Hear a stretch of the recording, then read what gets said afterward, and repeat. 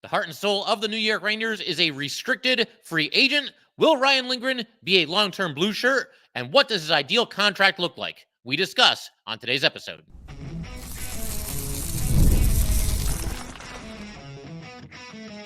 You're Locked on the New York Rangers, your daily podcast on the New York Rangers. Part of the Locked On Podcast Network, your team every day.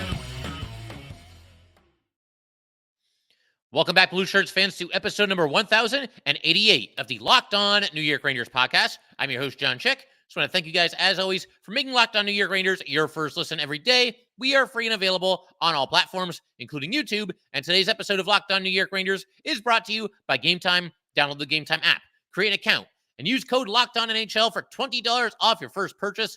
Terms apply. And we are, of course, part of the Locked On Podcast Network, your team every day. So, going to continue our offseason series here. We already talked about Kaapo Kakko. He is, of course, a restricted free agent for the New York Rangers, and we're going to take our time going through this entire class of free agents that the Rangers have this offseason. And another big one here to discuss today, and that's going to be Ryan Lindgren. And right at the top here, I do think this is the best time to mention that the NHL has announced that the salary cap will increase next season. It's actually increasing by a little bit more than what was expected. It will be $88 million next season for every team in the NHL. I believe the floor is like $66 million or $65 million, somewhere in that range, but the Rangers don't have to be too concerned there. They're obviously going to hit the floor and obviously have to stay underneath the ceiling. But that cap jump up to $88 million, that is a $4.5 million increase from this past season. So the Rangers do get a little bit more breathing room than they were anticipating. It should be music to the fans of most Ranger fans. And per Puckpedia, the Rangers now have a cap space total of $12.453 million. So want to go ahead, like I said, talk about Ryan Lindgren, give him a fair trial like we do every single free agent, every single season here on Locked On New York Rangers. And the first thing I'll do is address some of the concerns that certain Ranger fans might have about Lindgren. And I think the first thing that probably makes everybody nervous, even if you're a big Ryan Lindgren fan, the way that I am, the way that I'm sure a lot of you are as well, the one thing that kind of jumps to mind if you're thinking about maybe not making him a long-term Ranger, the biggest concern that you have most likely is the very simple fact that this guy takes an absolute beating when he plays hockey for the New York Rangers. Now, on one hand, you have to respect that. He goes out there and he does the dirty work and he sticks his nose into, everything. And I think he leads the NHL in his own bloodshed on the ice. I mean, a couple times a season, he's going to be busted open there and just play through it anyway and not even miss a shift. But on the other hand, it probably makes you a little bit nervous because he plays a lot bigger than he is. He's not the biggest defenseman out there, but obviously, again, he's a hard-nosed player and kind of a throwback. And this past season, worth noting as far as like injuries are concerned, 4 different upper body injuries listed for Ryan Lindgren, and then also 1 lower body injury. And that doesn't even take into account the fact that apparently he was playing in the playoffs with a cracked rib. And that being the case, that would actually be 6 different injuries for Ryan Lindgren in the course of just one season. Now, the good news to all this, the people that are concerned about his injuries and everything, these injuries that seem to pile up for Ryan Lindgren, they never really seem to keep him out of the lineup for all that long. And I've got some evidence to back that up. We're going to look at his total games played going back year by year here. The year that just concluded, the year that I guess really has not concluded, because obviously the Stanley Cup Finals are ongoing. Bottom line, this year, right now, the one where the Rangers made it to the Eastern Conference Final, Ryan Lindgren played in 76 out of a possible 82 regular season games.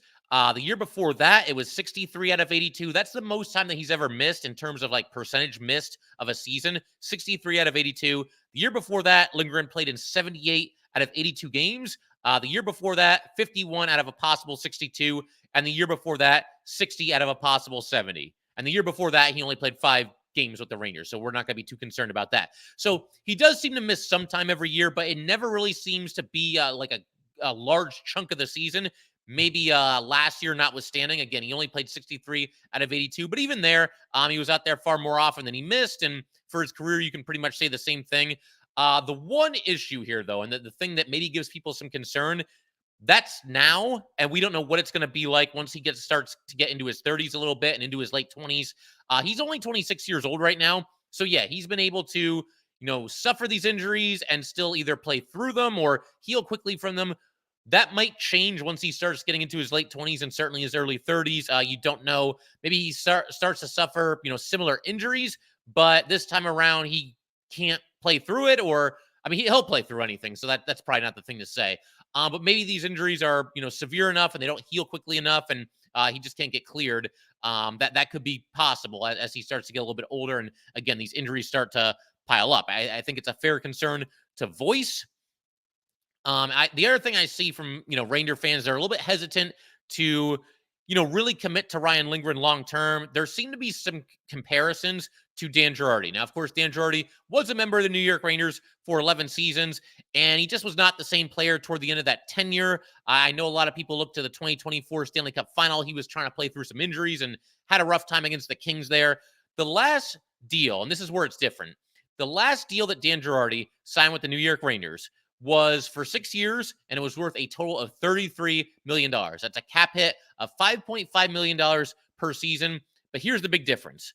When Girardi signed what turned out to be his last contract with the Rangers, and of course, he went to Tampa Bay for 2 years after that, but his last contract with the Rangers, he was 30 years old when he signed that deal.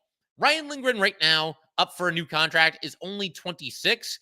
And on top of the obvious 4-year age difference that you've got here, I think you can probably get an extension done with Ryan Lindgren at less than 6 years. I think maybe like 4 years probably gets it done. Whereas, of course, Dan Girardi, he was older than Ryan Lindgren. He signed a 6-year deal. And it's one of those things where even when the Rangers signed him to that contract, I'm sure they knew that by the last, year or two, he probably won't be the same player that he's going to be at the front parts of that contract. But Girardi did seem to age kind of quickly, and obviously, just was not the same player during the last few seasons of his Ranger contract. With that said, though, if you were to get Ryan Lindgren signed for 4 years, and we don't know how long it's going to be or how long it might take, but if you were to do that, Ryan Lindgren, again, he's 26 right now. He has a birthday that occurs in the season. Even with that being the case, he would only be 31 years old when the contract expires. There's a lot of Ranger fans that act like this guy is like 32, 33, 34, and, oh, man, you can't sign him to a long-term contract.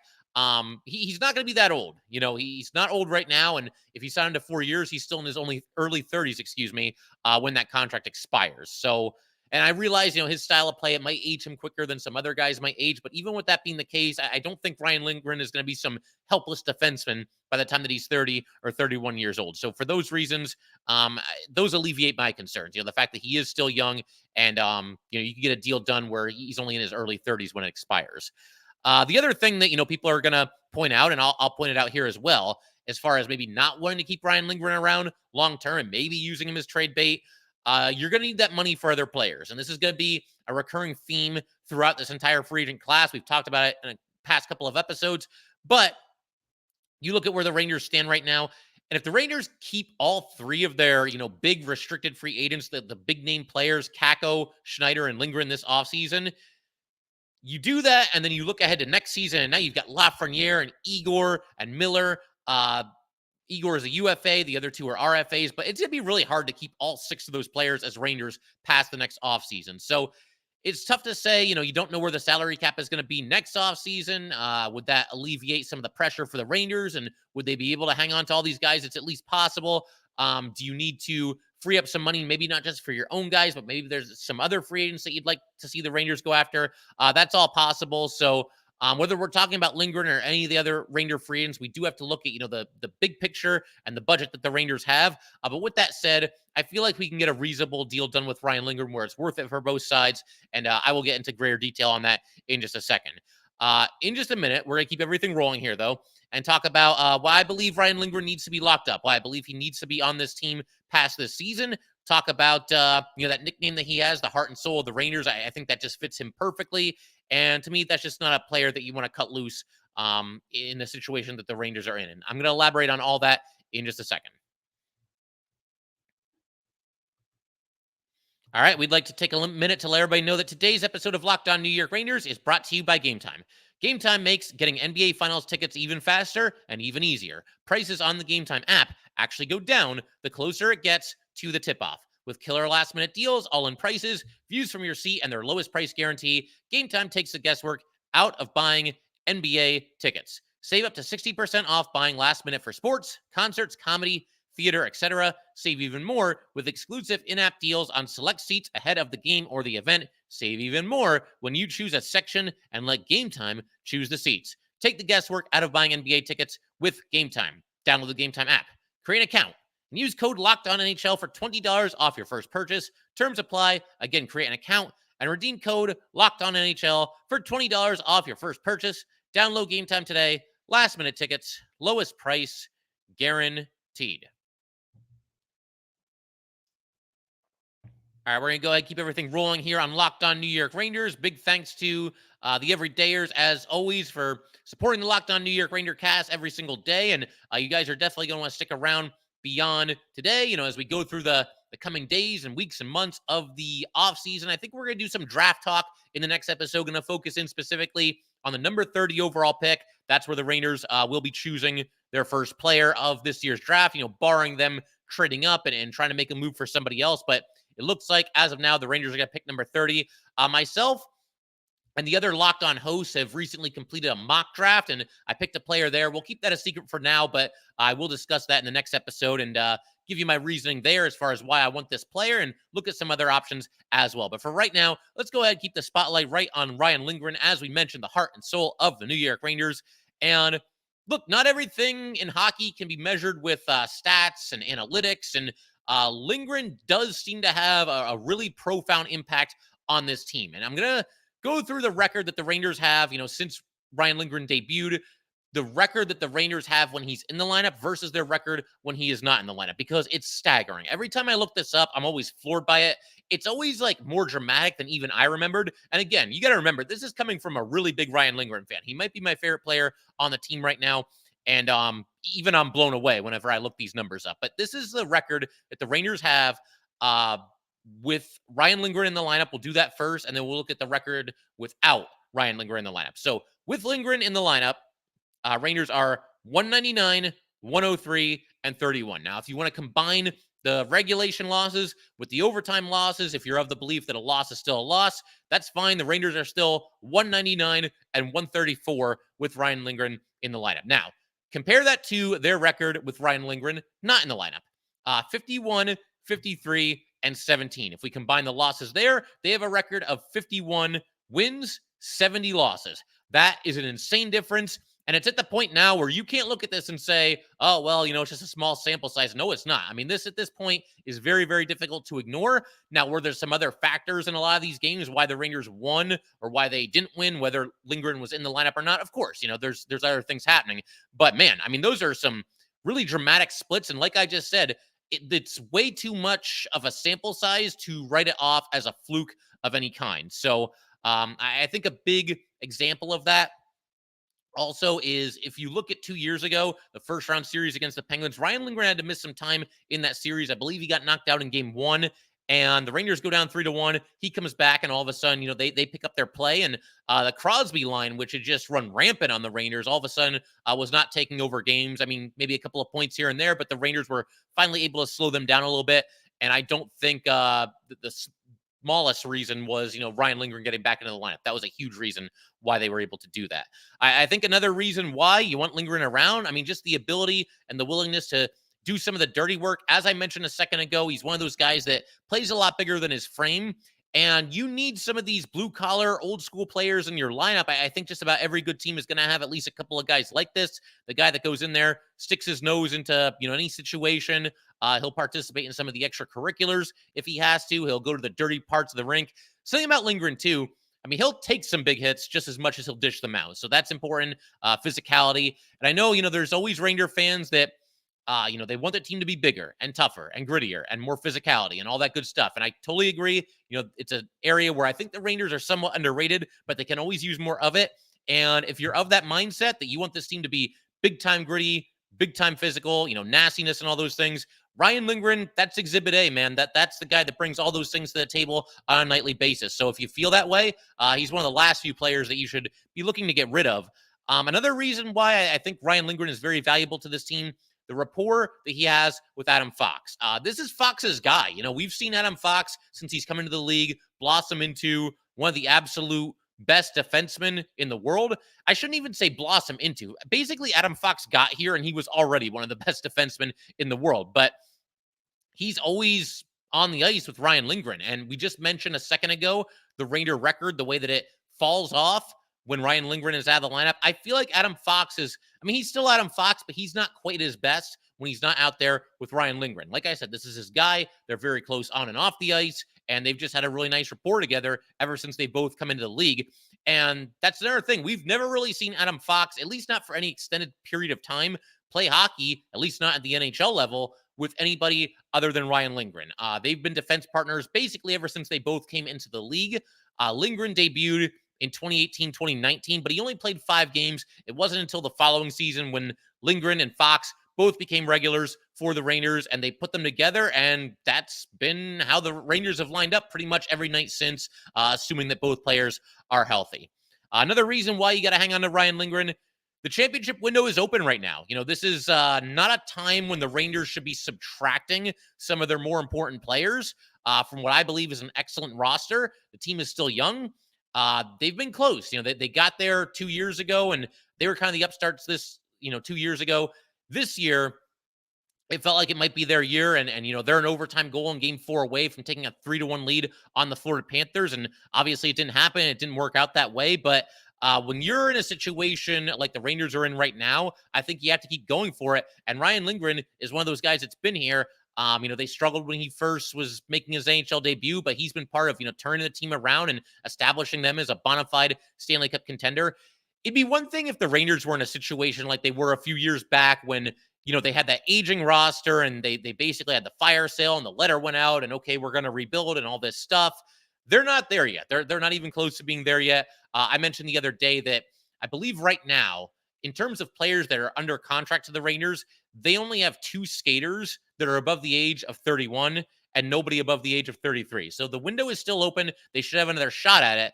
And I don't know. I mean, if you're going for a Stanley Cup, does it really feel like a good idea to get rid of somebody who has been for basically half a decade now, one half of your top defense pairing? I don't think so. And, you know, maybe it depends on the return for some people. And you're of the belief that, you know, Ryan Lindgren isn't untouchable or anything like that. And if you can get an asset back in return, then maybe you're more open to it. But for me, you look at, you know, everything that Ryan Lindgren has meant to this team, both in terms of what he's done on the ice, and I think just being one of those glue guys, one of those guys that kind of holds everybody together. Like I said, we can talk about how he's the heart and soul of the New York Rangers, and he is, but that's not just a catchy nickname. You know, that's the real deal there. I think he is one of those guys that players gravitate to and a well-respected member of the Ranger locker room. And right now, I don't know that anybody better embodies Ranger hockey than Ryan Lindgren. You know, you look at the resiliency that this Ranger team showed this season, most comeback wins in hockey, one of the best third period teams in hockey. There's a never say die attitude with this team. And Ryan Lindgren is the guy that goes out there and wears it on his sleeve and plays every single game like it's his last. He's always down in the weeds and just battling. You know, he's one of those dudes. He's one of those guys that you need on a team like this. Not everybody's going to be a point per game player or the most dynamic player, but Ryan Lindgren, like I said, he goes out there, wears it on his sleeve every single night. And, you know, again, for everybody that wants the Rangers to be tougher and grittier and all this stuff and more physical, Ryan Lindgren, he's a great example of that. And he's the kind of guy that you want to stick around for this team going forward. He is the human embodiment of what we all want New York Ranger hockey to be. And I think that's got to count for something. I understand some concerns about, you know, the injury history, and is he going to age as well as some other NHL defensemen? He may not. But again, to me, the biggest thing for me is the fact that he's still in his mid-20s. You know, you don't have to be worried about him falling off a cliff by the time he's like 33, 34, 35. You can get a contract done where, you know, expires before that happens. And speaking of which, we're going to talk about that in just a second. We're going to go to a verdict here. I'm going to, you know, have some final thoughts about Ryan Lindgren and what his contract could and should and hopefully will look like for the New York Rangers going forward. We're going to do all that fun stuff here in just a second. All right, we just want to take a minute to let everybody know that today's episode of Locked On New York Rangers is brought to you by Policygenius. A lot of life is unpredictable, but a good life insurance plan gives your family a financial safety net to protect against some of the unknowns. Policygenius, is the country's leading online insurance marketplace. It makes choosing the right policy for your family easy and quick. With Policygenius, you can find life insurance policies that start at just $292 per year for $1 million of coverage. Some options are 100% online and let you avoid unnecessary medical exams. Policygenius helps you easily compare your options from America's top insurers in just a few clicks. Their award-winning agents can even walk you through the process step by step. Get peace of mind by finding the right life insurance with Policygenius. Head to policygenius.com or click the link in the description to get your free life insurance quotes and see how much you could save. That is policygenius.com. All right, let's go ahead and keep everything rolling here. Going to have some final thoughts on, once again, the heart and soul of the New York Rangers, Ryan Lindgren. And I will say this, as it pertains to re-signing him, that there's got to be some kind of a limit here. You've got to, if you're the Rangers, set a certain limit in terms of length, in terms of dollar amount, because as we've mentioned, and it's going to continue to be a theme here on Locked On New York Rangers, you've got some incredibly important players for the Rangers becoming free agents, either restricted or unrestricted, namely Igor Shesterkin and Alexis Lafreniere. That will be the case for them next offseason. K'Andre Miller as well. And even this offseason, in addition to Lindgren, you've got to figure something out for Braden Schneider and Capo Cacco, if you want to keep all those guys in the fold. So you can't go nuts with it. You can't give Ryan Lindgren a blank check. But I think a perfect Ryan Lindgren deal for me, and I feel like it's somewhat reasonable for both sides, and you guys can let me know if this is too much or too little or too long or too short of a contract or too much money, too little money, whatever it might be. But I think this is fair. This is what I've come up with. 4 years for Ryan Lindgren at $4 million a pop. That way, you're not going nuts with either the dollar amount or the length of the contract, but you are giving Ryan Lindgren something of a reward. I think he'll be pretty happy with a deal like this. He is a restricted free agent, so it's not like he can go out there and talk to the other 31 teams. There's limits on how much he's going to get right now, and I feel like that is fair for both sides. I think if you do it this way as well, it will also alleviate some of the concerns that a lot of Ranger fans have, and count me among you. I do look at Ryan Lindgren. I'm not blind to this. I'm a big fan of his game, but I'm not blind to the fact that he does take a beating out there, and maybe he won't age as well as some other NHL defensemen. I do completely understand that. I get those concerns, but if you sign him for just 4 years, like I said, he's 26 right now. He's got the in-season birthday, so he'll be 31 when the contract ends. It's not like he's going to be, 38, 39, 40. And I feel like there's certain Ranger fans that feel that way, that kind of treat it as such, and they look at Dan Girardi, and I get the comparisons being made between Ryan Lindgren and Dan Girardi, but again, it's a different situation. Dan Girardi was 30 when he signed that contract. Ryan Lindgren is only 26 right now, and I feel like if the Rangers sign him to a 4-year deal, he will age, somewhat well, pretty well, in fact, just in general, as this contract progresses here. I don't think his game is going to fall off the cliff by the time that he's 30 or 31. And here's another thing, too, to consider. If you do this contract extension with Ryan Lindgren, I feel like you can probably get it done without any no-move clauses attached. Certain players, they're at a certain level where, okay, we got to sweeten the pot a little bit. Let's give Mika Zibanejad a no-move clause, which is what they did when they signed him to that extension. Let's give Adam Fox, no, Fox actually doesn't have one, but let's give Artemi Panarin a full no-move clause. That'll get him to come to the New York Rangers, and he's not somebody we want to trade anyway. With Ryan Lindgren, I don't feel like you would have to entice him with a no-move clause. I feel like 4 years at $4 million with no kind of no-move protection most likely gets it done. And that being the case, if you ever need to free up some cap space, if you ever really need to move on from Ryan Lindgren, I feel like at that price and that length of contract, he will be a fairly tradable player. You look at Jacob Trouba right now, and of course, we just did our Jacob Trouba buyout episode. That was our last episode, the one before this one. Should they buy him out? Should they stick it out with him? You can check out that episode if you want my thoughts on that. But I look at Jacob Trouba right now, even with only 2 years left on his contract, he doesn't feel like a very tradable player just because of the cap hit. It's not to say that Jacob Trouba can't help some other team or that he's completely worthless or anything like that, but at $8 million a year, I mean, if you pick up somebody that's making $8 million a year, you're expecting, an elite player at that position. And I don't think we can call Jacob Trouba that. Ryan Lindgren at $4 million a year, that's a lot more movable, a lot more tradable. So if you ever get into a situation where you're really up bleep creek and you really need to free up some cap space pretty quickly, I don't think trading Ryan Lindgren would be all that difficult to do. And it'll depend on how he plays, of course, but I don't think there's too much risk going 4 years, $4 million for Ryan Lindgren. And to compare him to another Ranger defenseman, I'm going to actually compare Ryan Lindgren to K'Andre Miller right now. Now, of course, they're two different players and play a different style out there and everything, but Miller, before this past season, signed a 2-year bridge deal with the Rangers for $3.872 million per season. So, they're somewhat comparable, I think, in terms of overall effectiveness. I think Ryan Lindgren is certainly more physical. Keandre Miller, when he's at his absolute best, he's probably a more dynamic defenseman than Ryan Lindgren. He's got maybe a little bit more offense to his game, does Keandre Miller. And I think in terms of upside, Miller's probably got him beat there as well. But again, overall, I think in terms of like value and what they should be making per season, I think it's pretty close between Lindgren and Miller.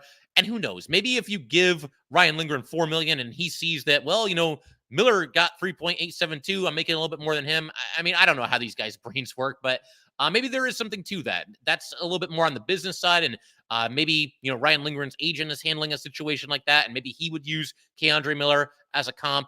But either way, I feel like, right around 4 years and $4 million, that could be about right for Ryan Lindgren. And I think that very could get it done. And the bottom line here, the game of hockey has a pulse. There are human elements at play. And when you look at Ryan Lindgren and just how well respected, how well he is by his New York Ranger teammates, and you look at that nickname that he's got, the heart and soul of the team, again, that's not just like a clever marketing, gimmick there. That's the real deal. He really is important to this team. I mentioned the record, the incredible difference between the record that the Rangers have when Ryan Lindgren is in the lineup versus when he is not in the lineup. That's just too big to be ignored at this point. And to me, I mean, maybe a little bit for me, human emotion is coming into it. Because as I mentioned, he is one of my favorite players. I try to be as unbiased as I can when doing these things. I'm curious to get your guys' take on Ryan Lindgren. Do you trade him this offseason? Do you sign him? What does the contract look like? Let me know in the comment section for sure. Or send me an email or whatever it might be. But the bottom line, Raiders are still in a championship window. And to me, this is not a good time to be moving on from a guy that's played on your top pair on defense for the last 5 years and somebody who, once again, is the heart and soul of this New York Ranger team. That is not the kind of player that you're going to trade and it's going to boost morale in the locker room.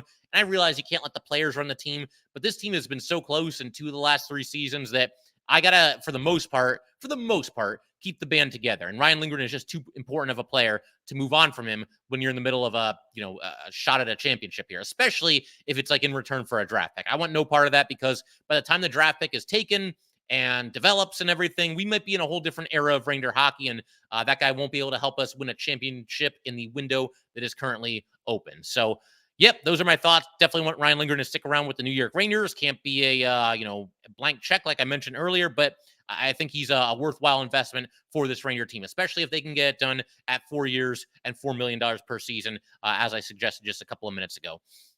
One other bit of news here before we call it for today. Thought this was interesting, and I'm sure some of you guys have seen this. Maybe some of you will be hearing it for the first time. The NHL has announced a 4 nations face-off in 2025. There's going to be a round-robin tournament between the United States, Canada, Sweden, and Finland. It's going to begin on February 12th of next season. So it will be in season for the NHL, and it will feature players from the NHL.